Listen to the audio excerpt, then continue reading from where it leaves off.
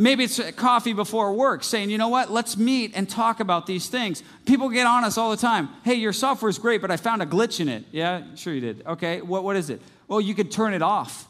Yeah, go for it. Enjoy it. And we can't keep you accountable if you don't want it. You turn it off. I mean, we're not dumb. It sends an accountability email right to your partner saying you turned it off and the time that you did.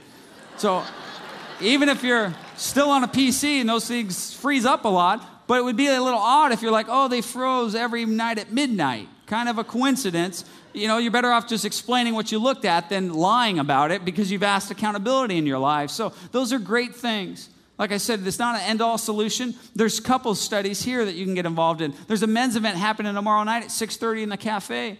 That happens every Monday or every week. There's, I think, a couple meetings for men that are saying, hey, we're going to talk about these issues, and we're not going to let these things trip us up anymore.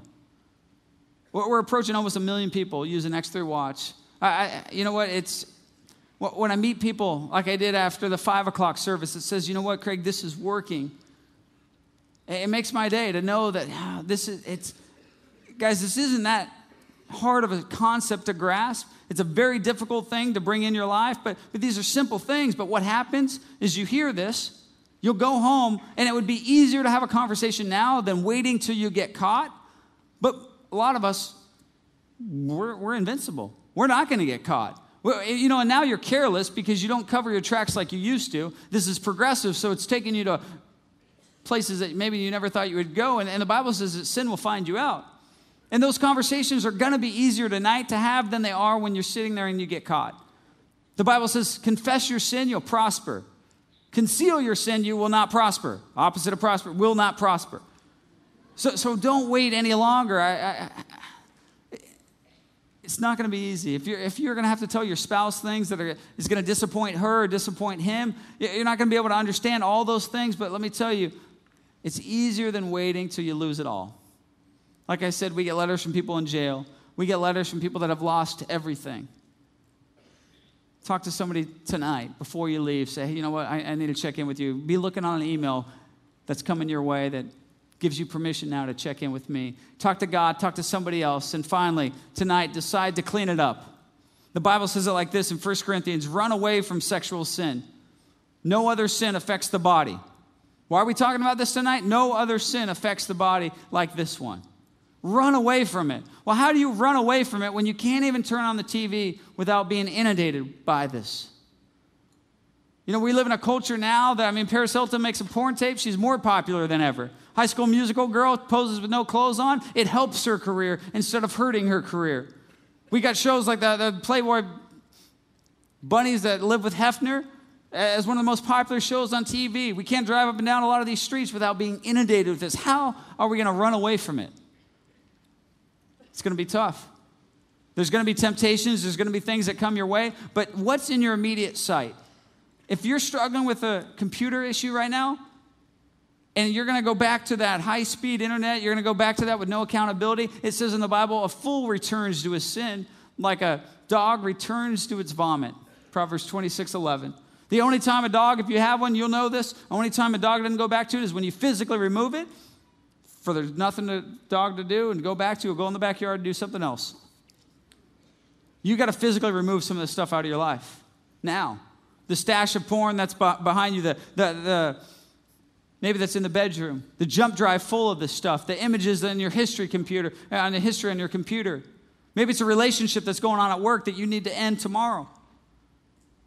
A friend of mine got caught. He was a police officer, and he said, when I got caught, I gave my wife my schedule and my checkbook. I don't leave the house without her knowing where I go and without $5, more than $5 on me.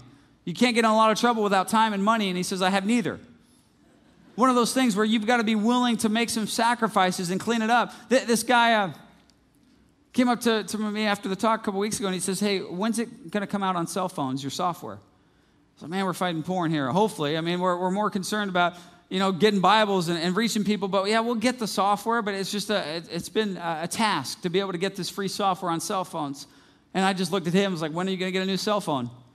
And he actually said to me, I just got this one. No, I'm talking about a new, older cell phone, vintage, Nokia 50 style, The one that doesn't fit in your pocket, it's not attached to your car. The one after that has the big antenna. It's got the one game with the space bar and the dots, and the little black dots, and you can't get more than 4 lives, so you can never win the game. It's frustrating, but there's no porn on it.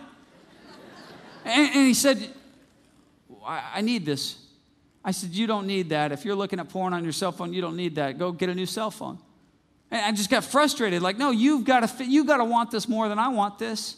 You've got to take these next steps because your relationships are worth it. Your relationship with God, the gifts and the talents and the things that I talked about earlier, those matter more than your struggle over here. And if you just got to realize you can't do this on your own. You can't keep living like you're living.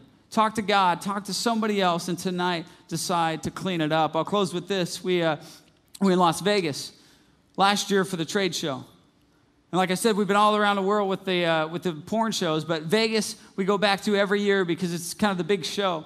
It was last year that we were there, and I said to my wife and the team that was there, I said, what about if we stayed? Kind of went, what? Like at the porn show? No, what about if we stayed in Vegas?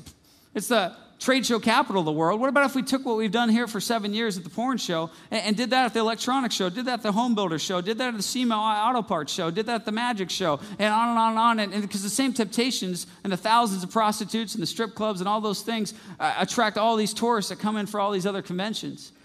So in August, we moved 12 of us from all across the United States over to Las Vegas to start something called the Strip Church right on the Las Vegas Strip that will be starting later this summer. But it was at that show where we were able to just talk to several people. We decided, we're going to move there. And one of the things that happened to us was this reporter came up to us named Martin Bashir. He hosts the show Nightline on ABC. And he said to me, Craig, I'm fascinated by your work, what you're doing. And we've gotten to become friends since then. He's just a great believer and an amazing guy. And he says, I want to cover what you're doing. And so he says, is it true, though, that you're friends with that guy? And over a couple booths around, he pointed to Ron Jeremy. And I was like, yeah, it's true. And then Martin's in his British accent's like, how you and you, friends? And if you don't know who Ron is, besides The Surreal Life with Tammy Faye, he's really known for doing 2,000 X-rated films over a 30-year career. Almost the time I've been alive, he's been making porns. He holds a master's degree in special education, 6 years of education. Another guy who never wanted to be a porn star. A guy who has claimed to have sex with 5,000 women over this career. He's the porn king, and I'm the porn pastor. Someone else said that, and so it stuck. And so this company in New York, 3 years ago, said, hey, you guys would be great together. And what about if you traveled the country and did college events, from Ohio State to Yale, you name it, all over the country. And we did something called the porn debate. And Ron says, oh, yeah, I'll debate Craig. I'll wipe the floor with his arguments. I said the same thing about him, and I said, it's on. So we started 3 years ago doing these debates. Thousands of kids show up to see him, but they have to listen to me. And then I help them out. The 2-hour meet and greet afterwards, I end up taking photos of everybody. Here's your photo with Ron. And everyone goes, sorry, Pastor. I got 2 kids and a wife at home. I'm cool without your picture. But Ron, this is all he has. The applause of men, the fame, the notoriety. And so we debate on stage. I tell him why I don't like porn. That it doesn't empower the women that he holds up and says makes millions of dollars. That this is degrading, that this hurts people, that tears apart people. Then he defends it. Then kids ask us questions for about 70 minutes. Then we sign autographs. He signs autographs. I watch, and then we go to dinner.